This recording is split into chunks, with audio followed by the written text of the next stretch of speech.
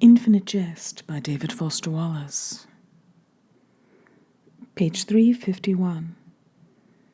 Another advanced basics group speaker whose first name Gately loses in the crowd's big hello, but whose last initial is E, an even bigger guy than John L., a green-card Irishman in a scally cap and Sinn Féin sweatshirt, with a belly like a swinging sack of meal, and a thoroughly visible ass to back it up, is sharing his hope's experience by listing the gifts that have followed his decision to come in and put the plug in the jug and the cap on the pheteramine hydrochloride bottle and stop driving long-haul truck routes in unbroken 96-hour metal-pedaled states of chemical psychosis.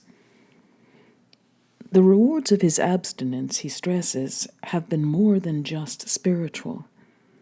Only in Boston AA can you hear a 50-year-old immigrant wax lyrical about his first solid bowel movement in adult life. Been a confarmed bowl-splatterer for years, beyond counting. Been barred from the facilities and ut truck stops twixt here and Nork for years. Wallpaper in the loo at home, hung in these cottled sheets from twall. Aye, till yo. But now one day I'll remember 'tis always 'twere awake to today, offer I stood up for me 90-day chip. I were tray moyens subber. I were there on Tyrone on tomb, you know. Not put too fine a point on it, I produced as Ula and an I war so amazed as to not believe in me years. 'Twas a sound so wone familiar, at to first I thought I'd dropped me wallet in the loo. Do you know? I thought I dropped me wallet in the loo as good as me wetness. So, down I been twixt me canaes and a look in the team of the loo, and couldn't believe me eyes. So good people, I do then I drop to me case by the loo at a little rail look, a lover's look. Do you know? And friends, 'twere lovely, past me put power say. 'Twere a turd in the loo, a rail turd. 'Twere farming peppered, and iver so gently itched. To looked constructed instead of sprayed. To looked as I felt in me art. Good himself meant a turd to look. Me friends, this turd of mine practically had a pulse.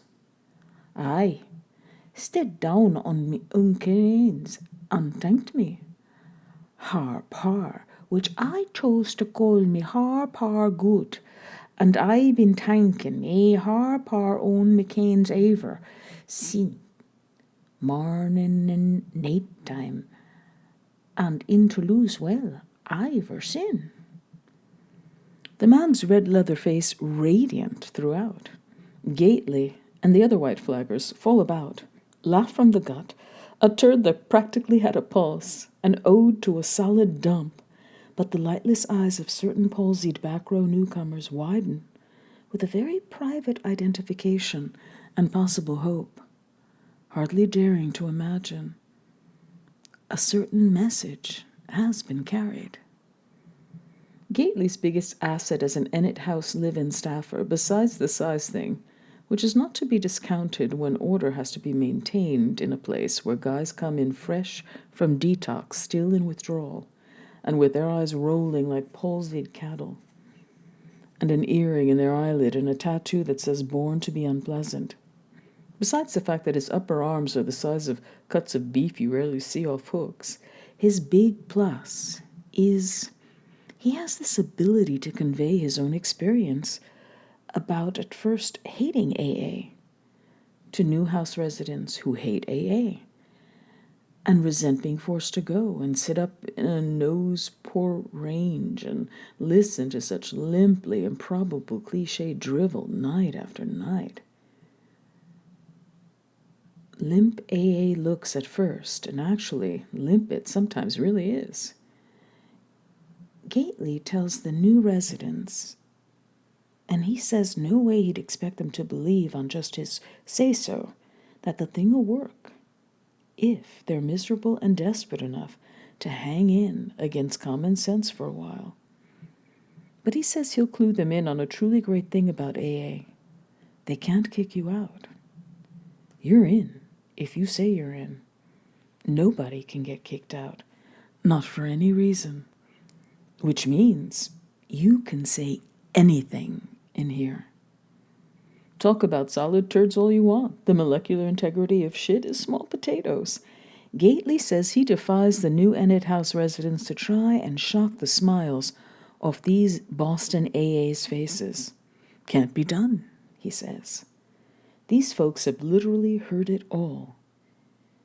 Enuresis, impotence, priapism, onanism, projectile incontinence, autocastration, elaborate paranoid delusions, the grandiosest megalomania, communism, fringe birchism, National Socialist bundism, psychotic breaks, sodomy, bestiality, daughter diddling, exposures at every conceivable level of indecency, coprophilia and phasia.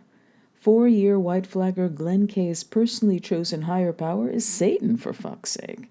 Granted, nobody in White Flag much likes Glenn Kay, and the thing with the hooded cape and makeup and the candelabrum he carries around draws some mutters, but Glenn Kay is a member for exactly as long as he cares to hang in. So, say anything you want. Gately invites them. Go to the beginner meeting at 19:30 hours and raise your shaky mitt and tell the unlacquered truth. Free associate, run with it. Gately this morning, just after required AM meditation, Gately was telling the tat-obsessed little new lawyer Guy Ewell with the hypertensive flush and little white beard, telling him how he, Gately, had perked up considerably at 30 days clean when he found he could raise his big mitt in beginner meetings and say publicly just how much he hates this limp AA drivel about gratitude and humility and miracles, and how he hates it and thinks it's horseshit and hates the AAs, and how they all seem like limp, smug, moronic, self-satisfied, shit-eating pricks with their lobotomized smiles and goopy sentiment, and how he wishes them all violent technicolor harm in the worst way. New Gately, sitting there, spraying vitriol, wet-lipped and red-eared, trying to get kicked out, purposely trying to outrage the AAs into giving him the boot so he could quick march back to Enid House and tell crippled Pat Montetion and his counselor Jean M. how he'd been given the boot at AA, how they'd pleaded for his honest sharing of innermost feelings, and okay, he'd honestly shared his deepest feelings on the matter of them, and the grinning hypocrites had shaken their fists and told him to screw. So, in the meetings, that poison would leap and spurt from him, and but he found all that these veteran white flaggers would do as a group, when he, vocally wished them harm, was nod furiously in empathetic identification, and shout with maddening cheer, "Keep coming!" And 1 or 2 flaggers with medium amounts of sober time would come up to him after the meeting and say how it was so good to hear him share, and holy mackerel, could they ever identify with the deeply honest feelings he'd shared, and how he'd done them the service of giving them the gift of a real remember-when type experience, because they could now remember feeling just exactly the same way as Gately when they first came in. Only they confessed not then having the spine so honestly share it with the group, and so, in a bizarre, improbable twist, they'd have Gately end up standing there, feeling like some sort of AA hero, a prodigy of vitriolic spine, both frustrated and elated. And before they bid him au revoir and told him to come back, they'd make sure to give him their phone numbers on the back of their little raffle tickets.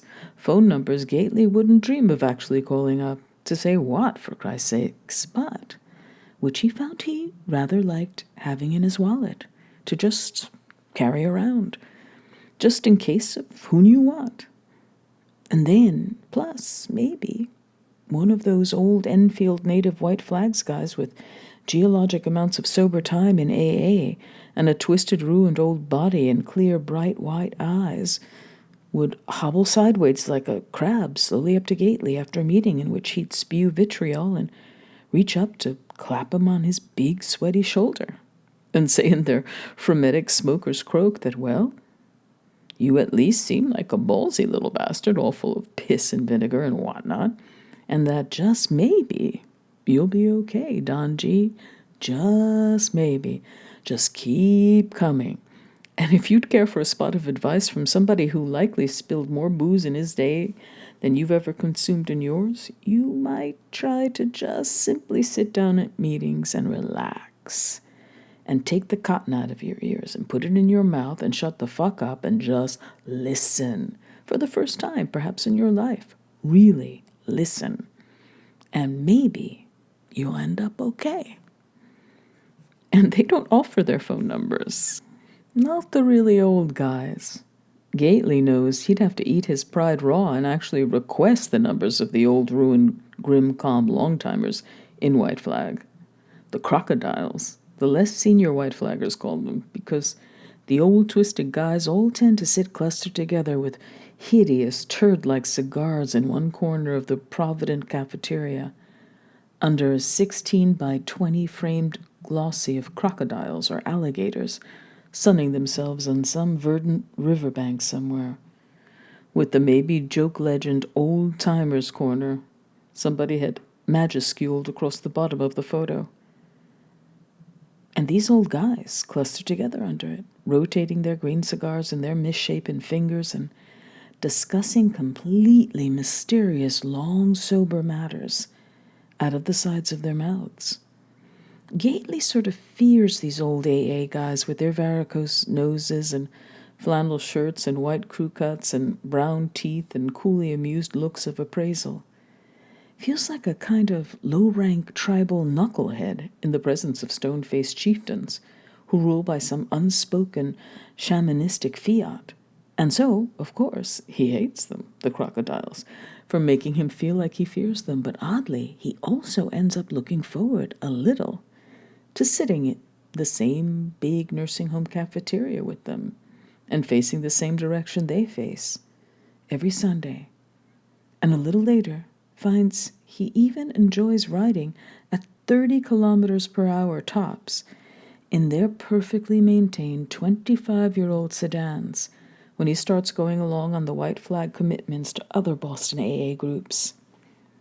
He eventually heeds a terse suggestion and starts going out and telling his grisly personal story publicly from the podium with other members of White Flag, the group he gave in and finally officially joined.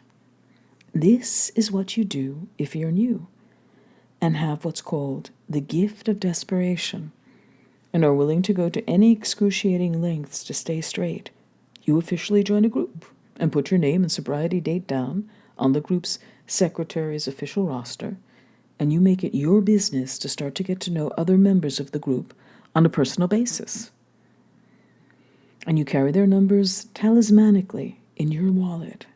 And most important, you get active with your group, which here in Gately's Boston AA active means not just sweeping the footprinty floor after the Lord's Prayer and making coffee and emptying ashtrays of Gasper butts and ghastly spit-wet cigar ends, but also showing up regularly at specified PM times at the White Flag Group's regular haunt, the lilt. The final E's neon's ballasts out. Diner. Next to Steve's Donuts in Enfield Center, showing up and pounding down tooth-loosening amounts of coffee and then getting in well-maintained crocodilian sedans, whose suspension springs Gately's mass makes sag, and getting driven wall-eyed with caffeine and cigar fumes and general public speaking angst, to like Lowell's Joy of Living group, or Charleston's Plug in the Jug group, or Bridgewater State Detox, or Concord Honor Farm with these guys. And except for one or two other pale wall-eyed newcomers with the gift of utter desperation, it's mostly crocodiles with geologic sober time in these cars. It's mostly the guys that have stayed sober in White Flag for decades, who still go on every single booked commitment. They go every time, dependable as death. Even when the Celtics are on a spontaneous diss, they hit the old commitment trail. They remain rabidly active with their group. And the crocodiles in the car invite Gately to see the coincidence of long-term contented sobriety. And rabidly tireless AA activity is not a coincidence at all. The backs of their necks are completely creased. The crocodiles up front look into the rear-view mirror and narrow their baggy, bright white eyes at Gately in the sagging back seat with the other new guys. And the crocodiles say they can't even begin to say how many new guys they've seen come in and then get sucked back out there. Come into AA for a while and hang in and put together a little sober time and have things start to get better, head-wise and life quality-wise, and after a while, the new guys get cocky. They decide they've gotten well. And they get really busy at the new job sobriety's allowed them to get. Or maybe they buy Celtics tickets, or they discover pussy and start chasing pussy. These withered, gnarled, toothless, totally post-sexual old fuckers actually say pussy. But one way or another, these poor, cocky, clueless new bastards start gradually drifting away from rabid activity in the group. And then away from their group itself. And then, little by little, gradually drift away from any AA meetings at all. And then, without the protection of meetings or a group, in time, oh, there's always plenty of time, the disease is fiendishly patient. How in time, they forget what it was. They forget about the disease. Until, like, one day, they're at, like, maybe a Celtic Sixers game, and the good old Fleet First Interstate Center's hot, and they think that they could just use one cold foamer hurt after all this sober time, now that they've gotten well. Just one cold one. What could it hurt? And after that one, it's like they'd never stopped, if they've got the disease. And how in a month or 6 months or a year, they have to come back to the Boston AA halls and their own group, tottering, DTing, with their faces hanging down around their knees all over again. Or maybe it's 5 or 10 years before they can get back in, beaten to shit again. Or else their system isn't ready for the recurred abuse again after some sober time, and they die out there.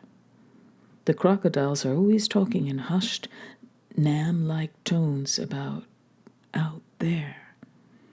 Or else, worse, maybe they kill somebody in a blackout and spend the rest of their lives in an MCI wadpole drinking Raisin Jack fermented in the seatless toilet and trying to recall what they did to get in there, out there.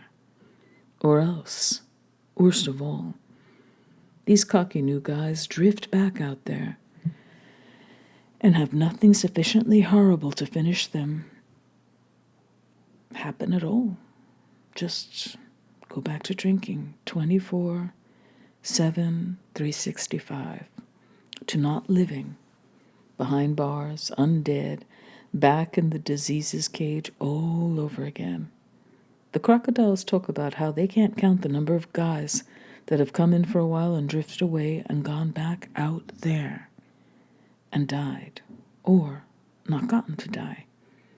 They even point some of the guys out, gaunt, gray, spectral men, reeling on sidewalks with all that they own in a trash bag, as the white flaggers drive slowly by in their well-maintained cars.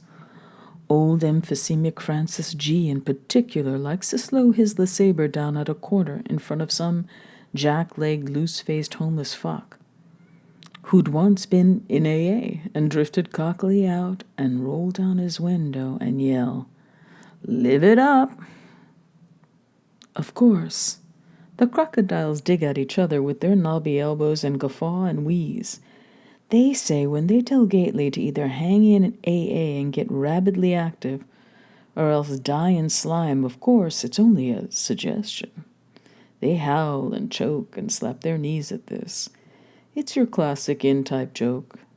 There are, by ratified tradition, no musts in Boston AA.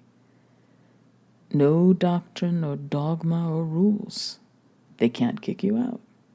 You don't have to do what they say. Do exactly as you please, if you still trust what seems to please you. The crocodiles roar and wheeze and pound on the dash and bob in the front seat in abject AA mirth.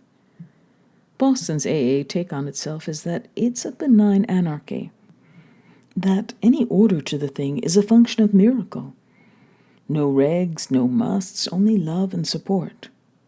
And the occasional humble suggestion born of shared experience. A non-authoritarian, dogma-free movement. Normally a gifted cynic with a keen bullshit antenna, Gately needed over a year to pinpoint the ways in which he feels like Boston AA really is actually sub-rosa dogmatic. You're not supposed to pick up any sort of altering substance, of course. That goes without saying. But the fellowship's official line is that if you do slip or drift or fuck up or forget and go out there for a night and absorb a substance and get all your disease triggers pulled again, they want you to know that they not only invite but urge you to come on back to meetings as quickly as possible. They're pretty sincere about this, since a lot of new people slip and slide a bit, total abstinence-wise, in the beginning. Nobody's supposed to judge you or snub you for slipping. Everybody's here to help. Everybody knows that the returning slippee has punished himself enough just by being out there, and that it takes incredible desperation and humility to eat your pride and wobble back in and put the substance down again after you fucked up the first time, and the substance is calling to you all over again. There's the sort of sincere compassion about fucking up that empathy makes possible. Although some of the AAs will nod smugly when they find out the slippy didn't take some of the basic suggestions. Even newcomers who can't even start to quit yet and show up with suspicious flask-sized bulges in their coat pockets and list progressively to starboard as the meeting progresses are urged to keep coming. Hang in, stay, as long as they're not too disruptive.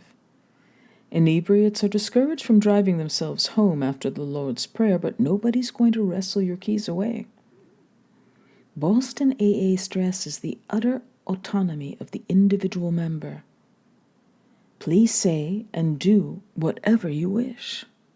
Of course, there are about a dozen basic suggestions, and of course, people who cockily decide that they don't wish to abide by the basic suggestions are constantly going back out there and then wobbling back in with their faces around their knees and confessing from the podium that they didn't take the suggestions and have paid full price for their willful arrogance and have learned the hard way.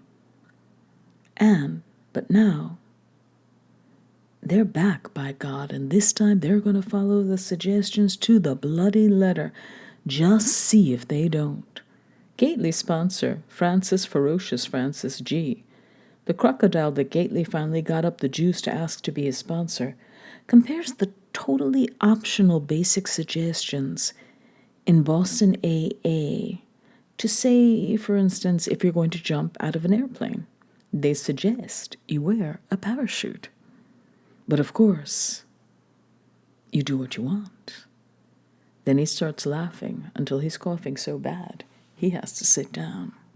All right, I'm going to read footnote 138. I've not been reading the footnotes, by the way, during all of this because it's just too difficult to flip back and forth over 1,000 pages. But I thought it was important that we hear what the dozen basic suggestions are. So, footnote 138. In E.g. Boston, join group, get active, get phone numbers, get sponsor, audio call sponsor daily, hit meetings daily, pray like fiend for release from disease, don't kid self that you can still buy Rodneys in liquor stores or date your dealer's niece, or think for a second you can still hang out in bars playing darts and just drinking millennial free fizzies or vanilla yoo-hoos, etc. Okay, now back to the text. The bitch of the thing is you have to want to. If you don't want to do as you're told, I mean, as it's suggested you do, it means that your own personal will is still in control. And Eugenio Martinez over at Ennet House never tires of pointing out that your personal will is the web your disease sits and spins in, still. The will you call your own ceased to be yours as of who knows how many substance-drenched years ago. It's now shot through with the spidered fibrosis of your disease. His own experience's term for the disease is the spider. You have to starve the spider. You have to surrender your will. This is why most people will come in and hang in only after their own entangled will has just about killed them. You have to want to surrender your will to people who know how to starve the spider. You have to want to take the suggestions, want to abide by the traditions of anonymity, humility, surrender to the group conscience. If you don't obey, nobody will kick you out. They won't have to. You'll end up kicking yourself out if you steer by your own sick will. This is maybe why just about everybody in the White Flag group tries so hard to be so disgustingly humble, kind, helpful, tactful, cheerful, non-judgmental, tidy, energetic, sanguine, modest, generous, fair, orderly, patient, tolerant, attentive, truthful. It isn't like the group makes them do it. It's more like that the only people who end up able to hang for serious time in AA are the ones who willingly try to be these things. This is why, to the cynical newcomer or fresh Ennet House resident, serious AAs look like these weird combinations of Gandhi and Mr. Rogers with tattoos and enlarged livers and no teeth who used to beat wives and diddle daughters and now rhapsodize about their bowel movements. It's all optional. Do it or die. So, but like E.G. Gately puzzled for quite some time about why these AA meetings where nobody kept order seemed so orderly. No interrupting, fisticuffery, no heckled invectives, no poisonous gossip or beefs over the tray's last Oreo. Where was the hard-ass sergeant-at-arms who enforced these principles they guaranteed would save your ass? Pat Monteith and Eugenio Martinez and ferocious Francis the Crocodile wouldn't answer Gately's questions about where's the enforcement. They just all smiled, coy smiles, and said to keep coming. An apothegm Gately found just as trite as easy does it. Live and let live. How do trite things get to be trite? Why is the truth usually not just but anti-interesting?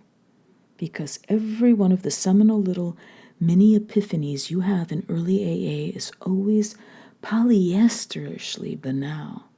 Gately admits to residents.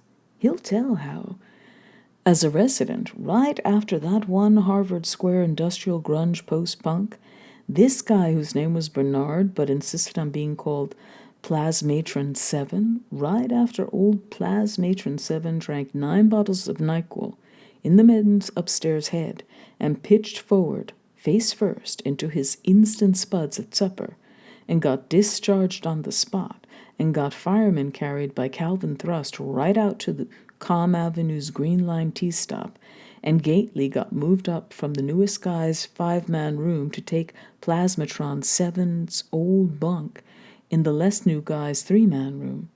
Gately had an epiphanic, AA-related nocturnal dream he'll be the first to admit was banally trite. In the dream, Gately and row after row of totally average and non-unique U.S. citizens were kneeling on their knees on polyester cushions in a crummy low-rent church basement.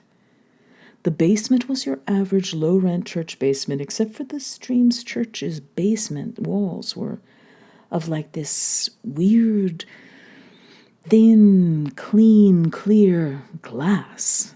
Everybody was kneeling on these cheap but comfortable cushions. And it was weird because nobody seemed to have any clear idea why they were all on their knees. And there was like no tier boss or sergeant at arms type figure around coercing them into kneeling. And yet, there was this sense of some compelling, unspoken reason why they were all kneeling. It was one of those dream things where it didn't make sense, but did. But then some lady over to Gately's left got off her knees and all of a sudden stood up, just like to stretch. And the minute she stood up, she was all of a sudden yanked backward with a terrible force and sucked out through one of the clear glass walls of the basement. And Gately had winced to get ready for the sound of serious glass, but the glass wall didn't shatter so much as just let the cartwheeling lady sort of melt right through and heeled back over where she'd melted through. And she was gone. Her cushion, and then Gately notices a couple of other polyester cushions in some of the rows here and there, were empty.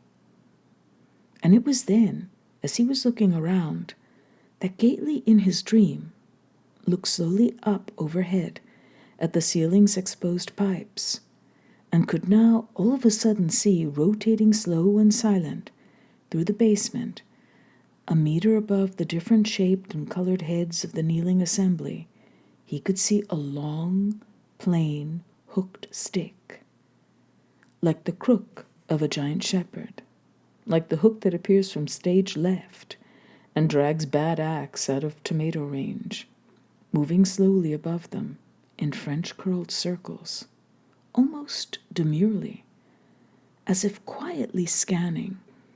And when a mild-faced guy, a cardigan, happened to stand up and was hooked by the hooked stick and pulled ass over tea kettle out through the soundless glass membrane, Gately turned his big head as far as he could without leaving the cushion, and could see now, just outside the wall's clean pane, trolling with the big stick, an extraordinarily snappily dressed and authoritative figure manipulating the giant shepherd's crook with one hand and coolly examining the nails of his other hand from behind a mask that was simply the plain yellow smiley face circle that accompanied invitations to have a nice day. The figure was so impressive and trustworthy and casually self-assured as to be both soothing and compelling. The authoritative figure radiated good cheer, an abundant charm, and limitless patience. It manipulated the big stick in the coolly purposeful way of the sort of angler, who isn't going to throw back anything he catches. The slow, silent stick with the hook he held was what kept them all kneeling below the baroque little circumferences of its movement overhead. One of Ennet House's live-in staffers' rotating PM jobs is to be awake and on call in the front office all night for dream duty. People in early recovery from substances often get hit with real horror show dreams, or else traumatically seductive substance dreams, and sometimes trite but important epiphanic dreams. And the staffer on dream duty is required to be up doing paperwork or sit-ups or staring out the broad bay window in the front office downstairs, ready to make coffee and listen to the residents' dreams, and or for the odd, practical, upbeat Boston AA-type insight into possible implications for the dreamer's progress in recovery. But Gately had no need to clomp downstairs for Stafford's feedback on this one, since it was so powerfully, tritely obvious. It had come clear to Gately that Boston AA had the planet's most remorselessly hard-ass and efficient sergeant-at-arms. Gately lay there, overhanging all four sides of his bunk, his broad, square forehead beaded with revelation. Boston AA's sergeant-at-arms stood outside the orderly meeting halls, in that much-invoked out there, where exciting clubs full of good cheer throbbed gaily below lit signs with neon bottles endlessly pouring. AA's patient enforcer was always and everywhere out there. It stood casually checking its cuticles in the astringent fluorescence of pharmacies that took forged Talwyn scripts for a hefty surcharge, in the onion light through paper shades, in the furnished rooms of strung-out nurses who financed their own cage's maintenance with stolen pharmaceutical samples, in the isopropyl reek of the storefront offices of stooped old chain-smoking MDs, whose script pads were always out, and who needed only to hear pain and see cash. In the home of a snot-strangled Canadian VIP, and the office of an implacable Revere ADA whose wife has opted for dentures at 35. AA's disciplinarian looked damn good and smelled even better, and dressed to impress, and his blank, black-on-yellow smile never faltered as he sincerely urged you to have a nice day.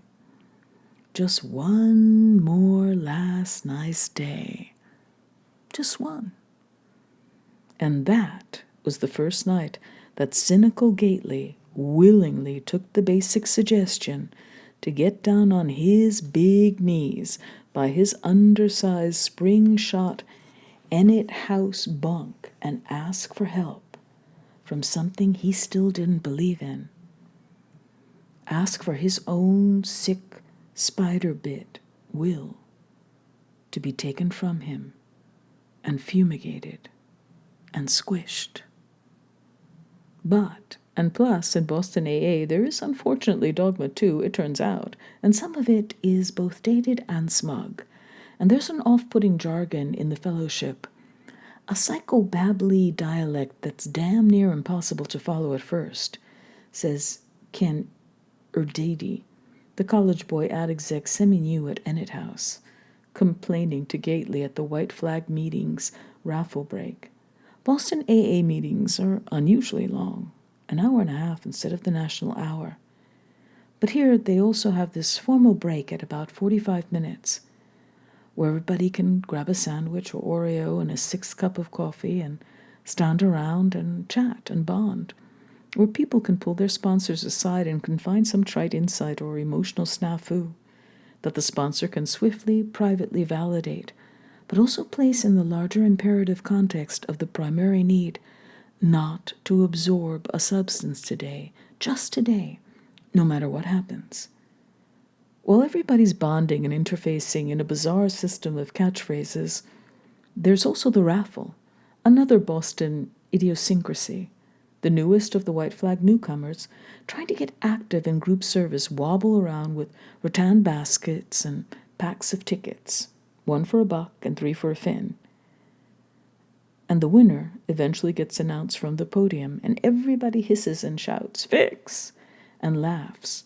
And the winner wins a big book, or an As Bill Sees It, or a Came to Believe, which, if he gets some sober time in and already owns all the AA literature from winning previous raffles, he'll stand up and publicly offer it to any newcomer who wants it, which means any newcomer with enough humble desperation to come up to him and ask for it, and risk being given a phone number to carry around in his wallet.